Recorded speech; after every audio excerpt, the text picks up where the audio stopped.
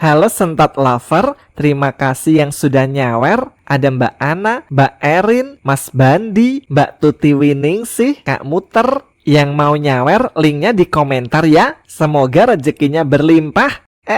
Telurku tumpah.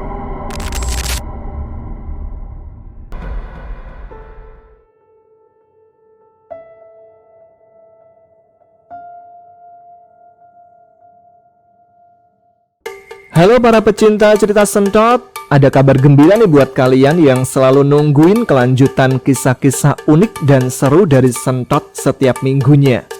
Karena mulai hari ini, channel ini resmi membuka fitur langganan atau membership khusus untuk kalian yang ingin mendapatkan pengalaman lebih dalam mengikuti dunia Sentot. Hanya dengan satu level langganan seharga Rp30.000 saja per bulan, kalian bisa jadi bagian dari keluarga inti Sentot Lover. Nah, apa saja yang bakal kalian dapatkan? Yang pertama, konten eksklusif mingguan. Kalian akan mendapatkan akses ke cerita-cerita Sentot terbaru yang hadir rutin setiap minggu, khusus hanya untuk member ya. Cerita ini akan lebih mendalam, lebih seru, dan pastinya gak ada di tempat lain. Yang kedua, bet dan emoji khusus. Setiap kali kalian berkomentar akan ada badge keren di samping nama kalian yang menunjukkan seberapa lama kalian jadi pendukung setia. Plus, ada emoji-emoji lucu khas Sentot yang bisa kalian pakai ketika live chat atau di kolom komentar. Yang ketiga, diskon merchandise. Buat kalian yang ingin mengoleksi kaos atau aksesoris original Sentot, member akan mendapatkan potongan harga khusus setiap pembelian merchandise resmi dari kita. Cara gabungnya gimana? Gampang banget. Klik tombol join atau gabung yang ada di bawah video ini atau di halaman utama channel. Pilih level langganan yang tersedia. Kali ini cuma ada satu level ya.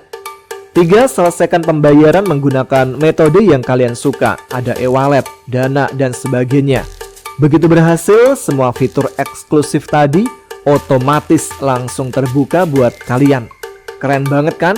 Kalian gak perlu nanya-nanya lagi tuh, kapan cerita Sentot? Kapan cerita Sentot?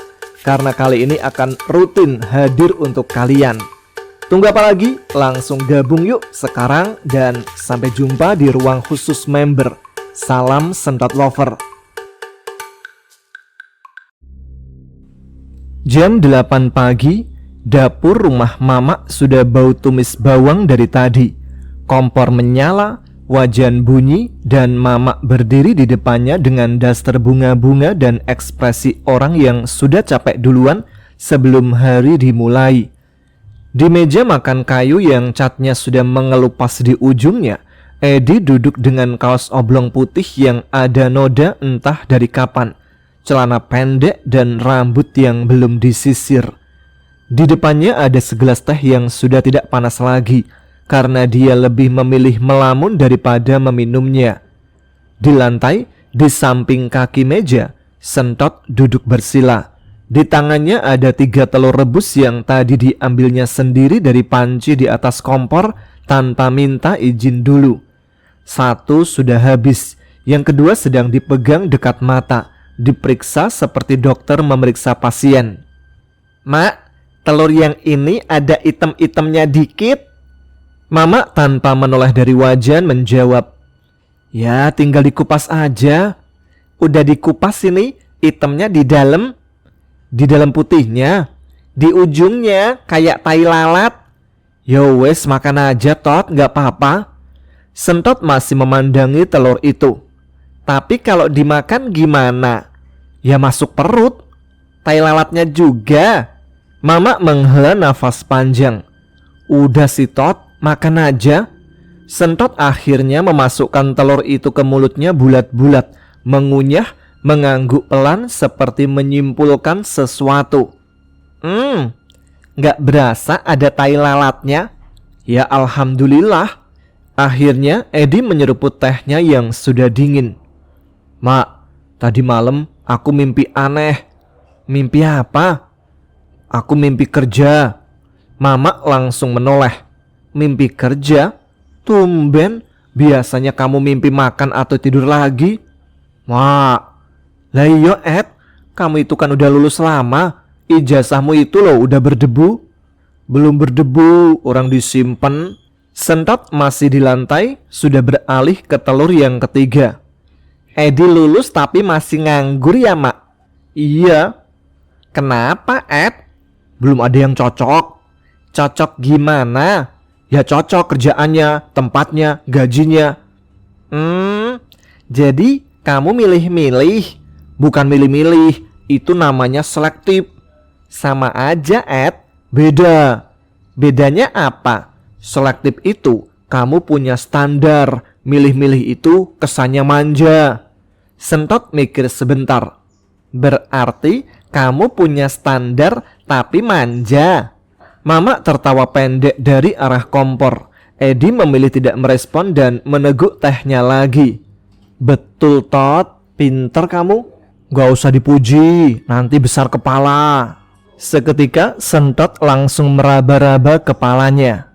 Enggak besar gini kok. Itu namanya kiasan, Tot. Hiasan? Masa kepala cuman hiasan? Kiasan, bukan hiasan. Astagfirullah, kupingmu gak sembuh-sembuh sih. 10 menit berlalu, Mama selesai masak. Menaruh piring-piring di meja.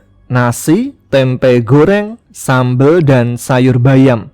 Sentot langsung naik ke kursi tanpa disuruh. Menaruh sisa kulit telur rebus di tepi piringnya sendiri dengan tertib. Tot, taruh kulit telurnya di tempat sampah, bukan di piring.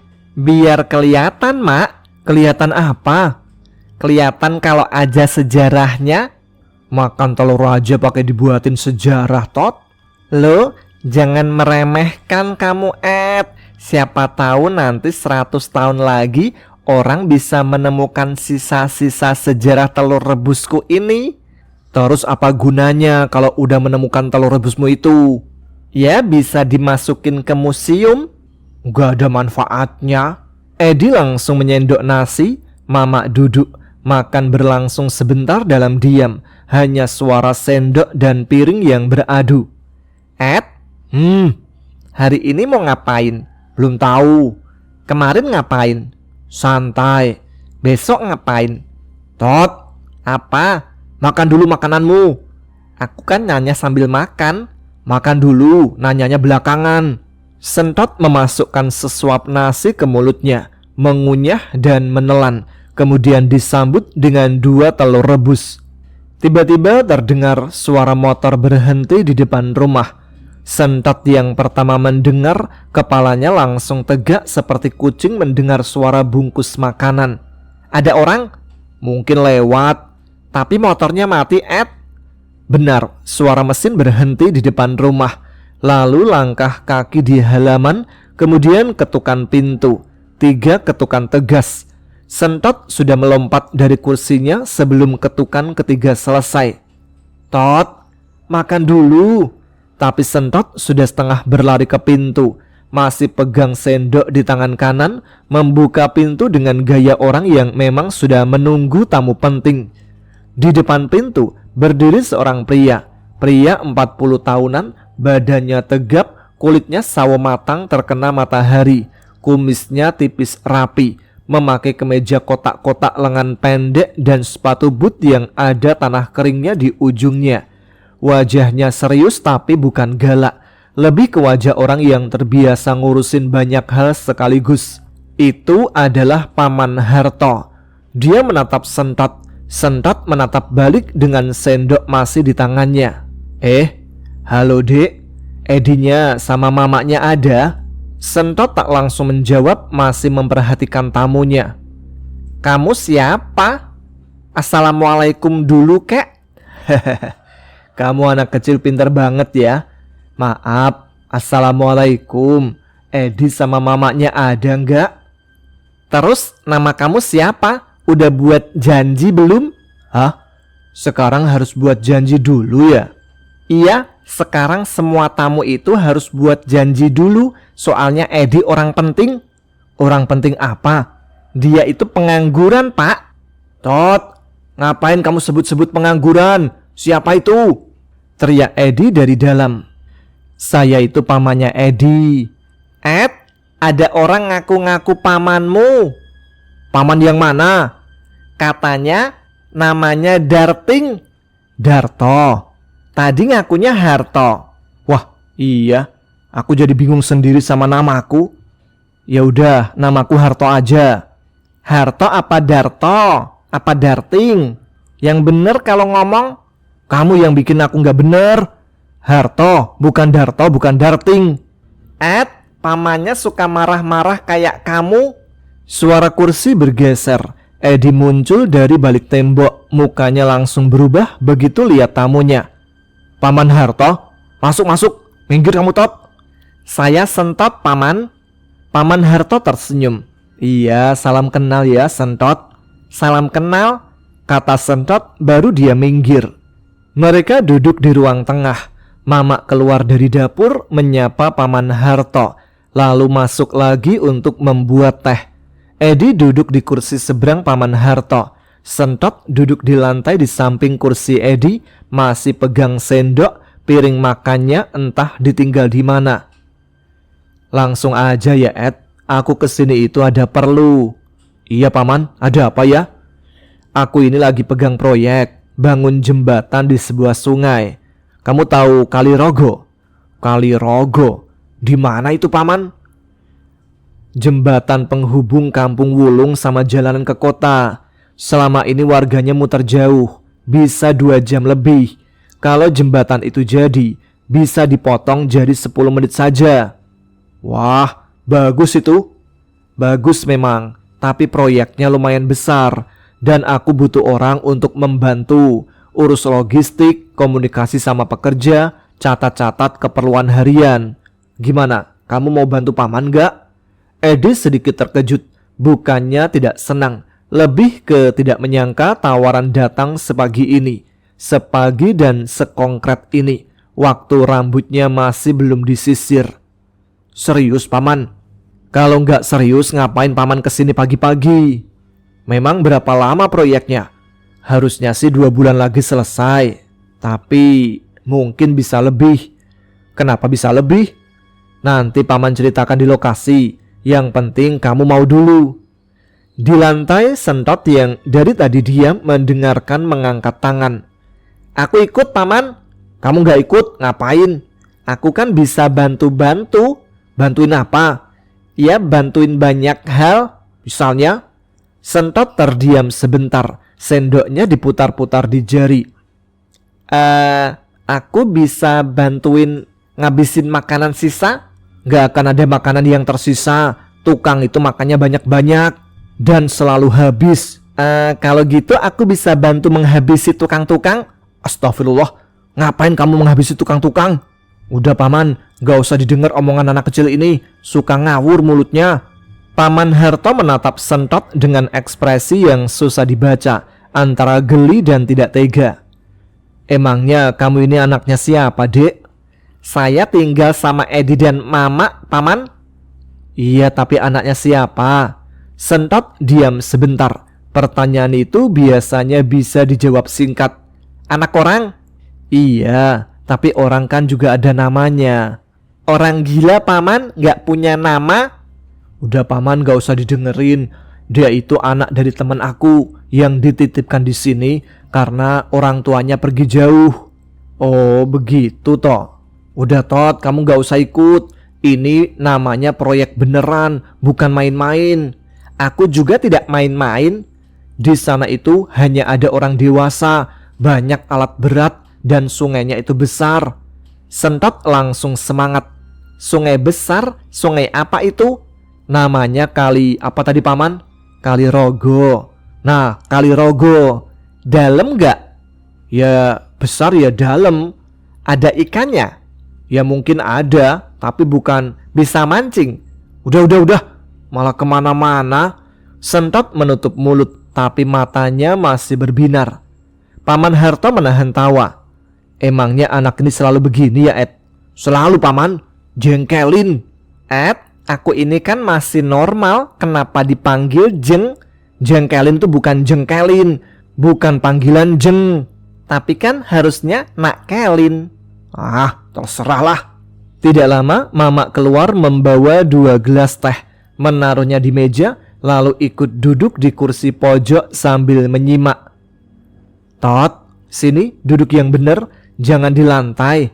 Sentot pun naik ke kursi di samping Edi, duduk tegak mencoba terlihat formal.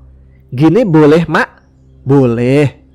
Jadi paman, jembatannya itu bangunnya cash atau nyicil? Cash atau nyicil? Kamu kira pancinya mama yang dibayar nyicil tiap minggu? Kamu jangan buka aib. Sentot nih mak yang mulai. Tapi bener kan, Tot? Paman Harto benar-benar tak bisa menahan tawanya kali ini. Setelah teh habis dan urusan pokok selesai dibicarakan, Paman Harto pamit.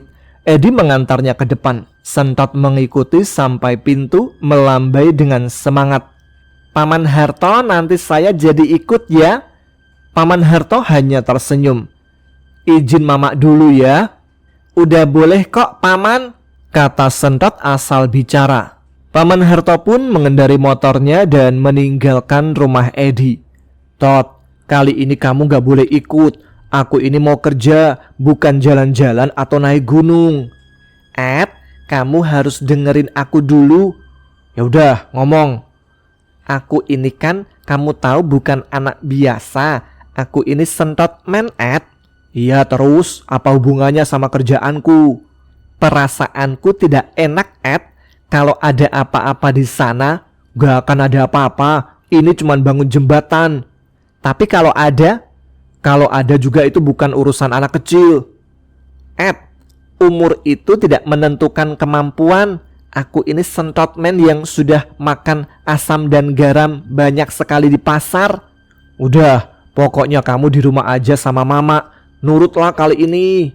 Tapi kita ini kan berdua sahabat, kemana-mana selalu bersama kayak kepompong.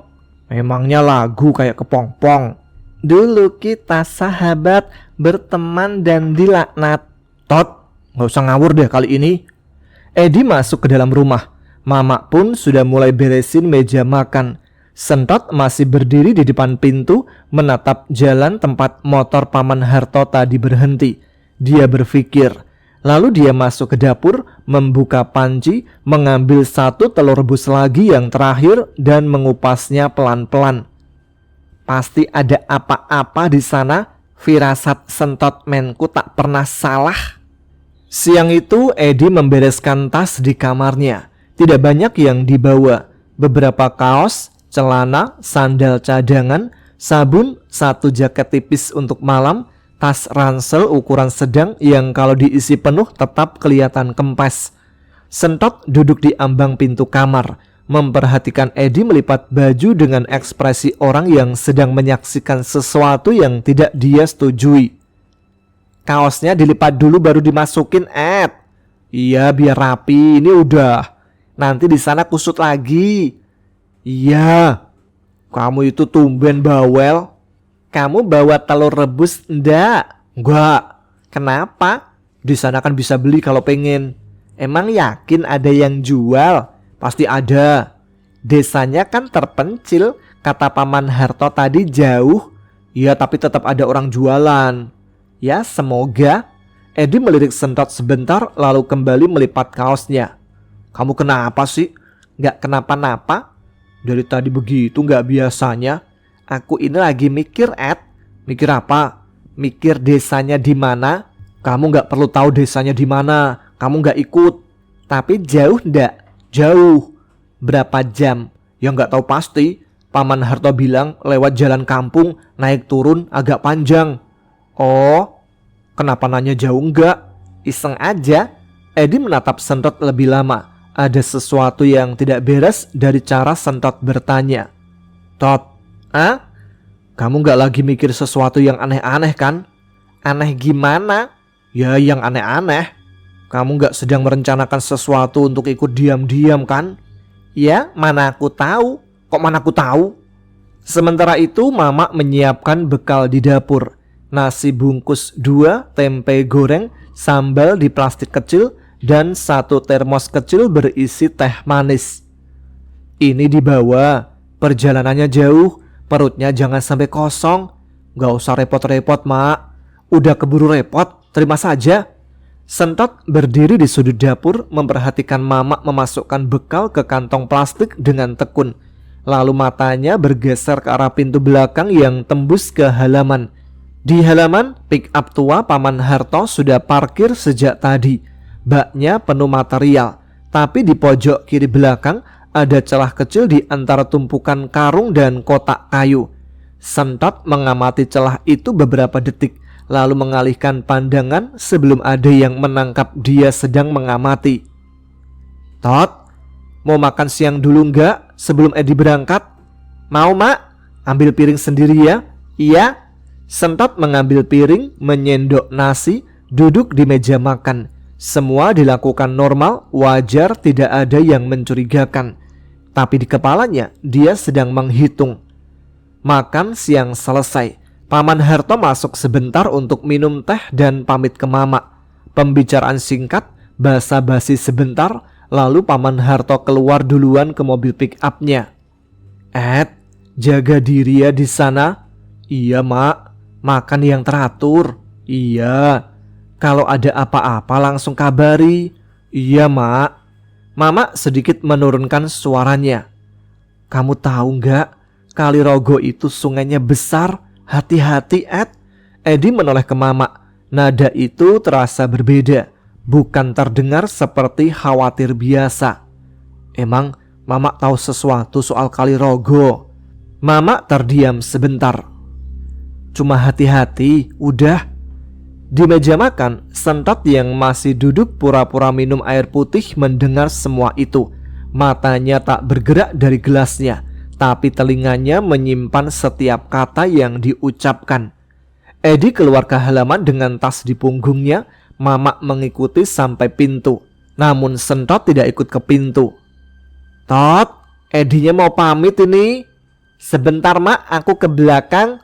Sentot berjalan ke belakang rumah, tapi tidak ke kamar mandi. Dia mengambil tas kecilnya yang sudah dia siapkan sejak pagi, disembunyikan di balik lemari di kamar. Beberapa kaos, celana pendek, dan yang paling penting 3 telur rebus yang dia bungkus rapat dengan plastik dan ditaruh paling atas. Dia gantungkan tas itu di pundak. Lalu dia keluar lewat pintu samping, memutar ke halaman depan dengan jalan melingkar lewat samping rumah tetangga. Pick up Paman Harto ada di sana. Paman Harto sedang ngobrol dengan Edi di depannya, membelakangi bak belakang. Sentot mengecek sekali ke arah pintu rumah. Mamak masih di dalam. Dia jalan santai ke sisi belakang pick up. Tidak berlari, tidak mengendap-endap terlalu mencurigakan. Jalan biasa seperti anak kecil yang sedang lewat. Sampai di bak belakang, dia mengintip sekali ke arah Edi dan Paman Harto. Mereka masih ngobrol. Sentot merayap masuk ke celah antara karung goni dan kayu-kayu di pojok kiri. Menarik tas kecilnya masuk dan meringkuk di sana. Gelap, bau kayu dan tanah serta sempit. Sentot menarik nafas pelan. Di luar, suara Edi dan Paman Harto masih terdengar samar. Lalu terdengar suara pintu rumah. Sentot, Edinya mau berangkat. Namun kali ini hening tak ada jawaban. Mak, Sentotnya mana? Katanya ke belakang, tapi kok nggak keluar-keluar. Suara langkah kaki terdengar. Mamak masuk ke dalam rumah untuk mencari Sentot. Di dalam bak pick up, Sentot tak bergerak, tidak bernafas terlalu keras. Dari dalam rumah, Mamak bersuara agak jauh. Tot, kamu di mana? Kemana, Sentot? Rasanya mencurigakan. Mungkin main di rumah tetangga, Ed. Sentot itu nggak pernah main ke tetangga kalau nggak ngajak aku, Paman. Di dalam bak, Sentot menutup mulutnya dengan tangan. Bukan karena mau batuk, tapi karena hampir tersenyum. Gak ada, udah aku cari semua tempat. Kemana dia? Gak tahu, tapi tadi dia bilang ke belakang. Hening sebentar. Mak, apa? Tadi waktu aku packing, Sentot nanya desanya jauh atau enggak. Terus, nanya berapa jam perjalanannya. Hah? Nanya jalan lewat mana? Mamak dan Edi berpandangan. Keduanya perlahan menoleh ke arah pick up, ke arah bak belakang. ke arah gundukan karung goni di pojok kiri yang sepertinya terlalu rapi untuk karung goni biasa, dan sepertinya ada sesuatu yang menggembung di baliknya. Edi jalan pelan-pelan ke bak pick up. Tot, tidak ada jawaban. Sentot, aku tahu kamu sembunyi di sana. Hening, namun terlihat tutup karung goni naik turun. Karung goni kan gak bernapas, kamu di sana kan? Dari balik karung terdengar suara pelan. Halo. Mamak menutup wajahnya dengan kedua tangan. Sentot muncul di baliknya. Rambutnya berantakan terkena serat karung. Ada bekas garis karung di pipinya. Tasnya masih di punggung. Ekspresinya tidak malu sama sekali, lebih ke ekspresi orang yang kalah main kartu tapi tetap duduk di meja. Turun sekarang. Turun Tot. Aku kan udah di sini. Sayang kalau turun. Turun sekarang, kamu gak ikut. Dengerin dulu Ed. Tidak ada yang perlu didengarkan, turun. 5 menit aja dengerin aku 5 menit. Enggak. Paman Harto masih tersenyum. Ya sudah, dengarkan dulu saja Ed. Edi menoleh ke Paman Harto dengan ekspresi tak percaya. Emangnya kamu mau ngomong apa? Sentot duduk lebih tegak di bak pick up, membetulkan tasnya, membersihkan serat karung dari rambutnya dengan satu usapan, lalu memandang Paman Harto dengan ekspresi serius. Paman Harto, aku itu Sentot men. Aduh, mulai lagi. Aku itu sudah berpengalaman dengan hal-hal gaib Paman, dan kali ini perasaanku tidak enak. Aku ini anak dari temannya Edi, dan Edi sudah kuanggap sebagai anakku sendiri. Mana bisa begitu? Dan aku juga harus menjaganya kalau dia kemana-mana agar dia tidak kenapa-napa. Kebalik Tot, yang ada aku yang harus menjagamu karena aku lebih besar. Paman Harto menatap Sentot sebentar. Emangnya kamu gak takut? Ya takut sedikit, tapi tidak ada waktu untuk takut.